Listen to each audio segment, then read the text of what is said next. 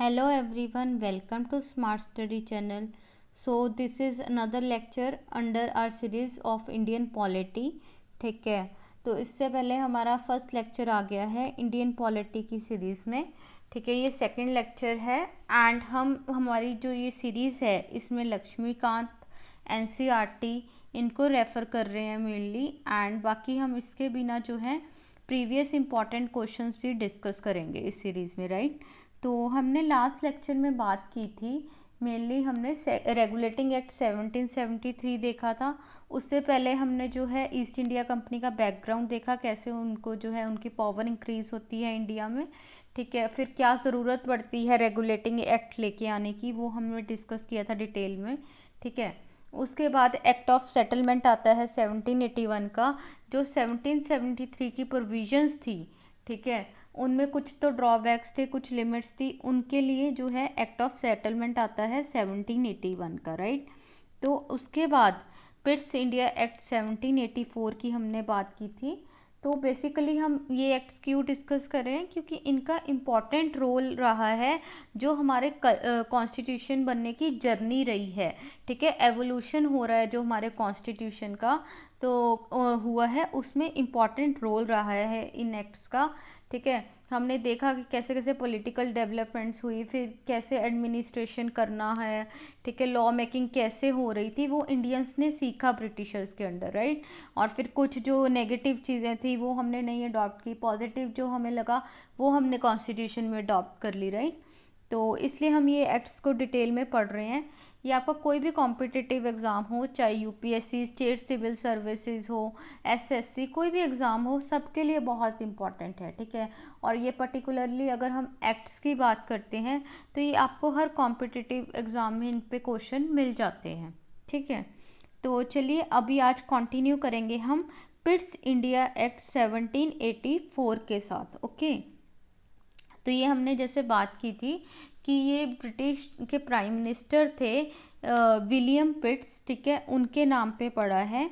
तो इसमें क्या क्या बेसिकली प्रोविजंस रखी गई थी वो हम डिस्कस करेंगे. तो सबसे बड़ी बात है, देखिए इसमें क्या होता है, सबसे बड़ी बात जो हुई, पहले हमने देखा था 1773 के टाइम पे जो कंपनी का कंट्रोल होता है उसमें सिर्फ कोर्ट ऑफ डायरेक्टर्स होते हैं, राइट. ठीक है, उनके पास ही सारे राइट्स होते हैं, पॉलिटिकल अफेयर्स, मिलिट्री अफेयर्स, ठीक है, ट्रेड के रिलेटेड जो भी अफेयर्स होते हैं, तो सारे राइट्स जो हैं कोर्ट ऑफ डायरेक्टर के पास थे डिसीजंस लेने के. बट अभी क्या होता है, अभी पिट्स इंडिया एक्ट में जो है कोर्ट ऑफ डायरेक्टर भी होता है और साथ में एक नई बॉडी बनाई जाती है जिसे हम क्या बोलते हैं, बोर्ड ऑफ कंट्रोल. ठीक है, तो अभी क्या बोलते हैं कि जो बोर्ड ऑफ कंट्रोल था, ठीक है, बोला गया कि वो जो है पॉलिटिकल अफेयर्स को देखेंगे. ठीक है, मिलिट्री अफेयर्स को वो देखेंगे, रेवेन्यू अफेयर्स को वो देखेंगे. कोर्ट ऑफ डायरेक्टर सिर्फ जो है ट्रेड रिलेटेड अफेयर्स है, कमर्शियल अफेयर है, सिर्फ उनको देखेंगे. तो देखिए इनसे क्या हुआ, ये बहुत बेसिक जो इम्पॉर्टेंट प्रोविज़न थी, क्योंकि इससे आप देखेंगे जो ब्रिटिश गवर्नमेंट का कंट्रोल है, ब्रिटिश पार्लियामेंट, उधर क्राउन का कंट्रोल है, वो बढ़ गया अब इससे. ठीक है, वो इंक्रीज़ हो गया है. कंपनी का कंट्रोल धीरे धीरे आप देखेंगे कम होने लगा था. ठीक है, अभी आप देखेंगे इनके पास अभी भी ट्रेड मोनोपोली है, इनको बोला हुआ है आपके बिना जो है और कोई कंपनी ट्रेड नहीं कर सकती इंडिया में. ठीक है, तो अभी भी वो इनके पास है. बट यहाँ पे जो है एक नई बॉडी बनाई गई, बोर्ड ऑफ कंट्रोल, जिनको सारे पॉलिटिकल, मिलिट्री, रेवेन्यू अफेयर्स देखने का जो है राइट दे दिया गया था. ठीक है, उसके बाद फिर क्या होता है, अब एडमिनिस्ट्रेशन ऐसे होगी. ठीक है, एक साइड सीओडी होगी, बीओसी होगी. ठीक है, कोर्ट ऑफ डायरेक्टर भी होंगे, बोर्ड ऑफ कंट्रोल भी होंगे. ठीक है, अब अगर हम लॉ मेकिंग की बात करें, लेजिस्लेचर की बात करें सेंट्रल लेवल पे, ठीक है, कैसे कानून बनाए जाते थे, तो अभी जैसे हमने 1773 के एक्ट में देखा था कि गवर्नर जनरल था. ठीक है, जो कि ब्रिटिश को रिप्रेजेंट करता है. ठीक है, तो उसकी जो पावर्स थी उनको कहीं ना कहीं लिमिटेशन होती थी 1773 के एक्ट में, क्योंकि हमने देखा कि एग्जीक्यूटिव काउंसिल में 4 लोग थे. ठीक है, और कई बार ऐसा होता था कि कोई लॉ जो है वो लोग मना कर देते थे, उनमें से अगर 3 भी मना कर देते थे वो लॉ पास नहीं होता था, ठीक है। तो कहीं ना कहीं गवर्नर जनरल की इतनी चलती नहीं थी उस टाइम पे, बट 1784 में इस चीज़ को दूर किया गया, ठीक है। जो वो गवर्नर जनरल ऑफ बंगाल था, हमने बात की थी राइट, गवर्नर ऑफ बंगाल से गवर्नर जनरल ऑफ बंगाल बन गया था, ठीक है। तो ये गवर्नर जनरल जो थे बंगाल के, ठीक है, इसकी एग्जीक्यूटिव काउंसिल में अब क्या किया गया, इसमें 4 की जगह 3 मेंबर कर दिए गए, ठीक है। इंस्टेड ऑफ 4 मेंबर्स 3 मेंबर्स कर दिए गए। क्यों किए गए, क्योंकि अभी जो है गवर्नर जनरल की पावर देखिए अब इंक्रीज हो गई थी। अब अगर एक मेंबर ने भी गवर्नर जनरल का साथ दे दिया तो उधर भी 2 मेंबर्स होंगे राइट, तो एक टाई बन जाएगा, ठीक है। तो वो जो पहले था कि गवर्नर जनरल की पावर लिमिट हो रही थी, अब वो कहीं ना कहीं यहाँ पे सेट हो गई थी, ठीक है। और दूसरी बात क्या की गई, और इम्पॉर्टेंट चीज़ की गई, यहाँ पे गवर्नर जनरल को वीटो पावर भी दे दी गई थी, ठीक है। अगर उन्होंने किसी लॉ को कह दिया कि नहीं ये नहीं करना, बाकी चाहे कह दें हाँ हाँ हाँ, बट वो नहीं माना जाएगा, तो एक इस तरह से उनको वीटो पावर दे दी गई थी। तो गवर्नर जनरल का कंट्रोल जो है बढ़ा दिया गया था, ठीक है। फिर उसके बाद अगर हम देखें प्रोविंशियल लेजिस्लेचर पे कोई चेंज नहीं होता ज़्यादा मेजर, ठीक है। और रेवेन्यू जो होता है, अभी देखिए रेवेन्यू के टाइम पे क्या होता है कि एक तो ट्रेड से पैसा मिल रहा है, ठीक है। एक यहाँ पे इम्पॉर्टेंट चीज़ होती है, हम जैसे आपने देखा होगा हमने 1773 में बात की थी कि ईस्ट इंडिया कंपनी के जो टेरिटोरियल पोजेशन थे इंडिया में, जो जो टेरिटरीज उनके अंडर थी, ठीक है, वहाँ से रेवेन्यू आ रहा था राइट। बट 1784 में क्या किया गया, जो पिट्स एक्ट था, ईस्ट इंडिया टेरिटोरियल पोजेशन की जगह नाम क्या दे दिया गया, अब ब्रिटिश इंडिया टेरिटोरियल पोजेशन, ठीक है। तो कहाँ अब क्या हो गया था, ब्रिटिश क्राउन की पावर इंक्रीज होने लगी है, ठीक है। जैसे हमने बात की धीरे धीरे ब्रिटिश क्राउन की पावर बहुत हो जाएगी, जो कि 1858 में पूरी तरह क्राउन के अंडर ही, जो एक्चुअली हम कह दें ब्रिटिशर्स के अंडर हमारा इंडियन जो है आ जाता है, ठीक है। तो वो 1858 में अल्टीमेटली हो जाता है, बट यहाँ पे आपको स्टेप बाय स्टेप वो चीज़ें दिखेंगी, ठीक है। तो ये हमारा रहता है पिट्स इंडिया एक्ट 1784। आपको यहाँ पे समझना है डबल सिस्टम ऑफ गवर्नमेंट हो जाता है, कैसे, एक सीओडी बन गया, एक बीओसी बन गया राइट। फिर उसके बाद जो है एग्जीक्यूटिव काउंसिल में चेंजेस हुए हैं, ठीक है। गवर्नर जनरल को वीटो पावर दे दी गई, और जो पोजेशंस थे इंडियन टेरिटरीज के उसको नाम क्या दे दिया गया, ब्रिटिश इंडियन टेरिटोरियल पोजेशंस, ठीक है। तो उसके बाद हमारा आगे अगर आप देखेंगे, वैसे चार्टर एक्ट 1813 आता है, ठीक है, बट उसमें पॉलिटिकली इतनी खास डेवलपमेंट्स नहीं होती। बस ये है कि जैसे उसमें ईस्ट इंडिया कंपनी की मोनोपली थी राइट, ठीक है, पहले ट्रेड पे, तो उसमें वो ख़त्म करते हैं, सिर्फ 2 चीज़ों पे रखते हैं मोनोपली अभी, टी पे, ठीक है, चाय के ट्रेड पे, और दूसरी चाइना से अगर ट्रेड करना है तो 2 चीज़ों पे मोनोपली रह जाती है, बाकी उनकी ईस्ट इंडिया कंपनी की मोनोपली को ख़त्म कर दिया जाता है। तो देखिए यहाँ पे भी अब पावर कम होती दिख रही है राइट। तो बाकी बेसिकली और ज़्यादा कुछ इसमें नहीं है, ठीक है। बाकी वो वैसे है कि जैसे इसमें क्या होता है, अब वेस्टर्न एजुकेशन के लिए 1 लाख रुपीज़ जो हैं वो दिए जाते हैं, ठीक है। फिर उसके बाद क्रिश्चियन मिशनरीज़ को बोल दिया जाता है कि हाँ आप यहाँ पे अपनी जो है एक्टिविटीज़ वगैरह अच्छे से कर सकते हैं राइट। तो ये और डेवलपमेंट्स हैं, बट अगर पॉलिटिकली देखें तो इतना इम्पॉर्टेंट नहीं था। तो इसलिए अभी हम आगे नेक्स्ट जो इम्पॉर्टेंट एक्ट है, charter act of 1833, saint Helena act भी जिसको बोलते हैं, तो उसको कंटिन्यू करते हैं। देखिए आप जो ये चार्टर एक्ट्स है ना 1813 में हो रहा है राइट, फिर 1833 में हो रहा है, 53 में होगा, 20-20 साल के बाद बढ़ रहे हैं ये, ठीक है। तो क्या होता है अब चार्टर एक्ट 1833 में, अब यहाँ पे एक और मेजर डेवलपमेंट हुई, जो पहले गवर्नर जनरल ऑफ बंगाल था, ठीक है, हमने देखा 1773 पे बना, अब वो क्या बन जाता है, गवर्नर जनरल ऑफ इंडिया, अब पूरे इंडिया का आ गया। जो वो सेंट्रलाइजेशन वाला प्रोसेस था अब यहाँ पे कंप्लीट हो जाता है, ठीक है, क्योंकि इंडिया जो है पूरे, अब गवर्नर जनरल ऑफ इंडिया पूरे इंडिया के लेवल पे जो है अब लॉज को देखेगा, ठीक है, लॉज बनाएगा, लॉज पास होंगे राइट। तो ये आपको माइंड में रखना है कि गवर्नर जनरल ऑफ इंडिया कौन से एक्ट में बनता है, 1833 के एक्ट में बनता है, जिसको हम सेंट हेलिना एक्ट भी बोलते हैं। और first governor general of India कौन बनाया है, विलियम बेंटिक। ये भी बहुत इंपॉर्टेंट है, बहुत बार क्वेश्चंस में पूछा गया है पेपर्स में। और विलियम बेंटिक ने एक और इम्पॉर्टेंट काम किया था, आपको याद होगा, सती को जो है बैन किया था, राइट, राजा राम मोहन रॉय के साथ मिलके। ठीक है, तो ये भी क्वेश्चन इस पे बनता है। तो अभी देखिए क्या हुआ, अब गवर्नर जनरल ऑफ इंडिया बन गया, पूरा इंडिया का लेवल का देखेगा। तो जो मद्रास और बॉम्बे की पावर्स थी लेजिस्लेटिव की, हाँ उनको लॉ मेकिंग की लोकल इश्यूज पे वो बनाते थे, बट अब वो ख़त्म कर दी गई थी। ठीक है, तो पूरा प्रॉपर सेंट्रलाइजेशन हो गया था। ठीक है, और उसके बाद ये फिर क्या करते हैं, जो कंपनी होती है ईस्ट इंडिया कंपनी, ये दूसरी मेजर डेवलपमेंट है, इनकी मोनोपोली ऑफ ट्रेड जो है अब एंड कर दी बिल्कुल। 1813 में क्या होता है, बाकी एंड कर देते हैं, पर ट्रेड जो टी के होता है और चाइना का होता है, राइट, चाय और चाइना के साथ जो ट्रेड होता है उसको रख देते हैं, बट 1833 में वो भी ख़त्म कर देते हैं। मतलब स्टेप बाय स्टेप कंपनी की पावर ख़त्म, ठीक है, और ब्रिटिश क्राउन की पावर इंक्रीज हो रही है, बढ़ रही है। ठीक है, तो यहाँ पे क्या हुआ, अब कंपनी का सिर्फ जो है एडमिनिस्ट्रेटिव रोल रह गया। उनको बोला कि भाई छोड़ो, अब ट्रेड ट्रूड मत करो, तुम सिर्फ एडमिनिस्ट्रेशन को संभालो। ठीक है, तो ये किया गया। उसके बाद क्या करते हैं, अगर हम लॉ मेकिंग की बात करें, सेंटर पे सेंट्रल लेजिस्लेचर की बात करें, तो गवर्नर जनरल ऑफ इंडिया हो गया, राइट। अब हमने देखा था जो पिट्स एक्ट होता है उसमें एग्जीक्यूटिव काउंसिल के 3 मेंबर्स हो जाते हैं, पर यहाँ पे एक और एडिशनल मेंबर को ऐड किया गया, 4th मेंबर बनाया गया। ठीक है, बट वो कौन था, वो एक लॉ मेंबर था। ठीक है, लॉ मेंबर था, बेसिकली क्यों बनाया था कि भाई हाँ ठीक है, अभी तुम्हें जो है इस टाइम पे अगर आप देखेंगे, ठीक है, एडमिनिस्ट्रेशन वगैरह सारी अब जो है क्राउन अपने अंडर ले रहा होता है, गवर्नर जनरल ऑफ इंडिया बन जाता है, पूरे इंडिया को संभालना होता है। तो इसलिए एक लॉ मिनिस्टर की वो बोलते हैं कि ज़रूरत है, वो भी जो है डिसीजंस अच्छे से ले पाएगा।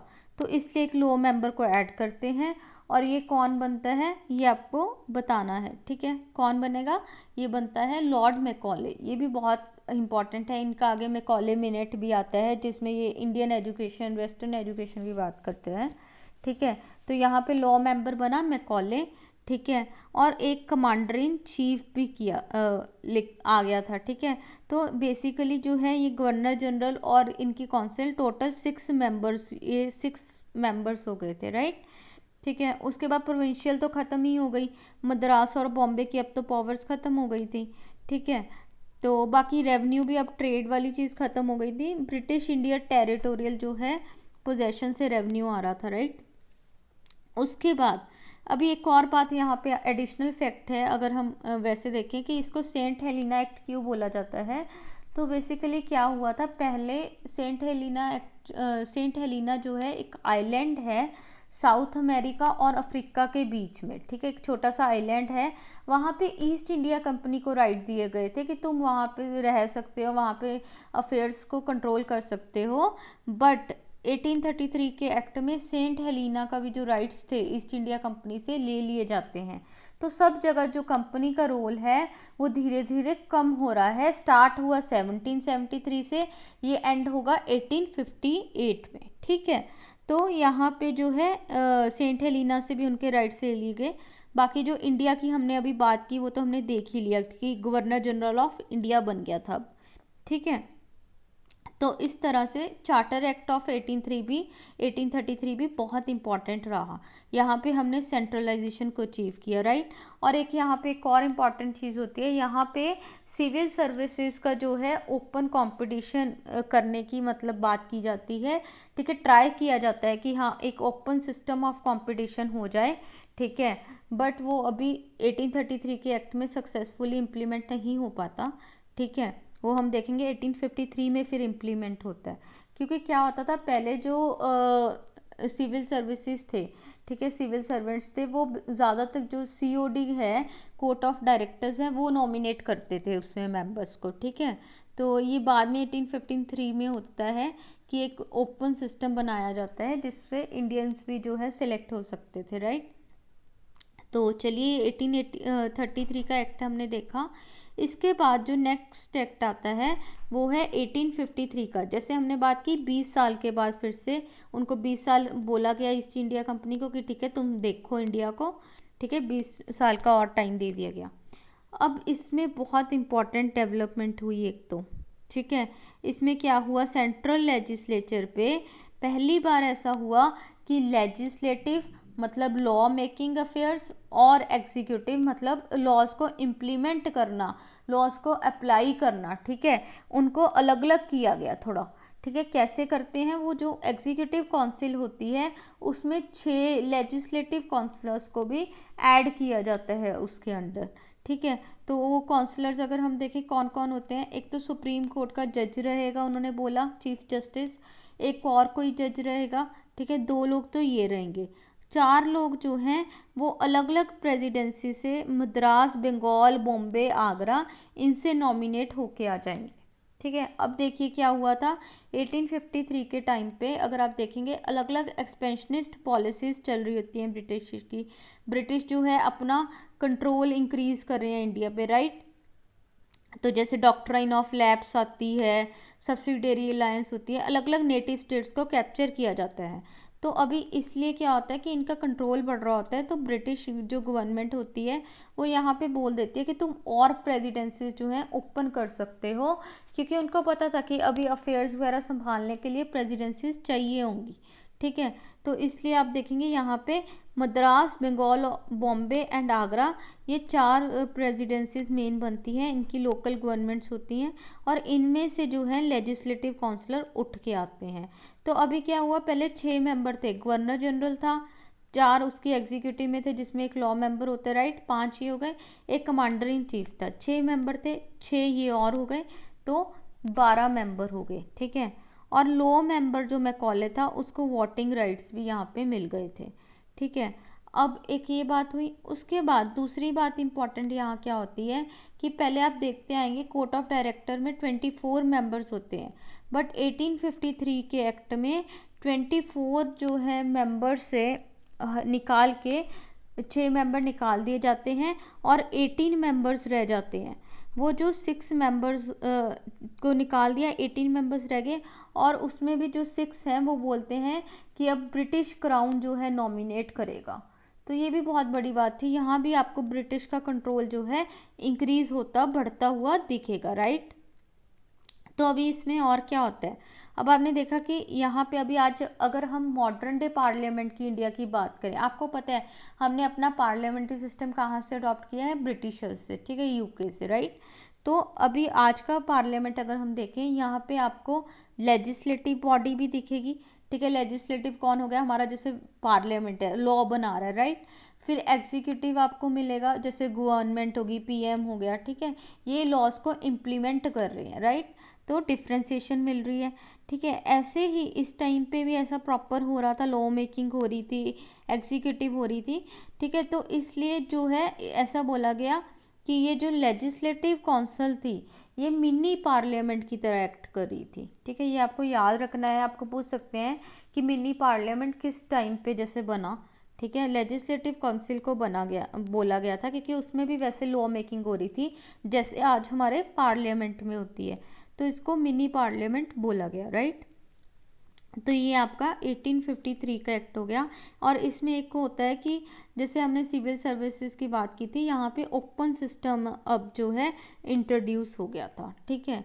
और फिर ये है कि मैकॉले कमेटी, हमने जैसे मैकॉले कमेटी की बात की थी, ठीक है, तो वो भी यहाँ पे इस्टेब्लिश हो गई थी 1854 में। ये फैक्ट कई बार पूछ लिए जाते हैं, ठीक है, इसलिए हम साथ में डिस्कस कर रहे हैं। ये भी इंपॉर्टेंट क्वेश्चंस है, अगर आप प्रीवियस ईयर एग्ज़ाम्स देखेंगे ना तो ये वहाँ से इंपॉर्टेंट क्वेश्चंस आते हैं।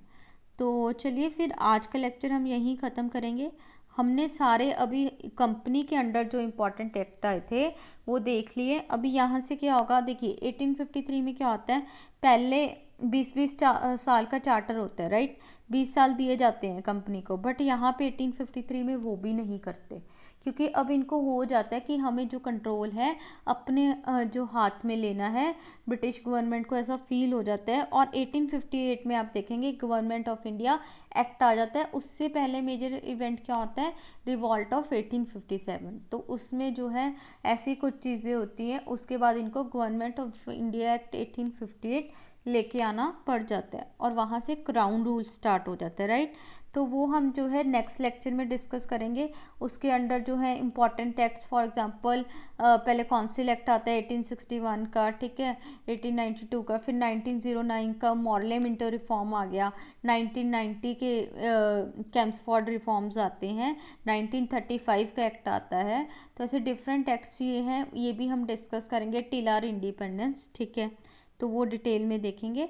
और ये जो आज हमने टॉपिक्स डिस्कस कर लिए, राइट, कंपनी रूल के अंडर जो हमने एक्ट्स डिस्कस कर लिए, तो इनके बेस पे हम एक क्विज ऑर्गेनाइज करेंगे, ठीक है।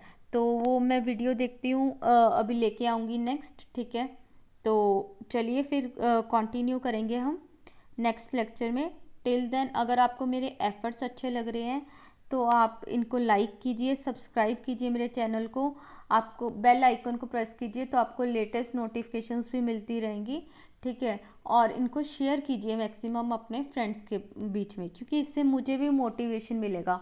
अभी जैसे करंटली हमारी एक और सीरीज़ चल रही है जिसमें इग्नू का MA हिस्ट्री का फर्स्ट ईयर का MHI 1 को कवर किया जा रहा है, राइट। तो ऐसे करके हम डिफरेंट सीरीज़ चला रहे हैं। व्हाट्सएप टेलीग्राम पे हमारे ग्रुप्स बने हुए हैं जिसमें हम और भी important content with respect to government exams post कर रहे हैं, ठीक है। तो क्विज़ेस वहाँ पे भी ऑर्गेनाइज होते हैं, तो आप उनको भी ज्वाइन कर सकते हैं, पार्टिसिपेट कीजिए, एक लर्निंग प्लेटफॉर्म बनाइए, ठीक है। हमारा मेन एम यही है कि इस पेंडेमिक के बीच में हम एक इंटरेक्टिव लर्निंग प्लेटफॉर्म बनाएं और स्टूडेंट्स को हेल्प करें, ठीक है। तो चलिए मिलेंगे फिर नेक्स्ट लेक्चर में। Till then be safe and keep studying. Okay, bye bye, thank you.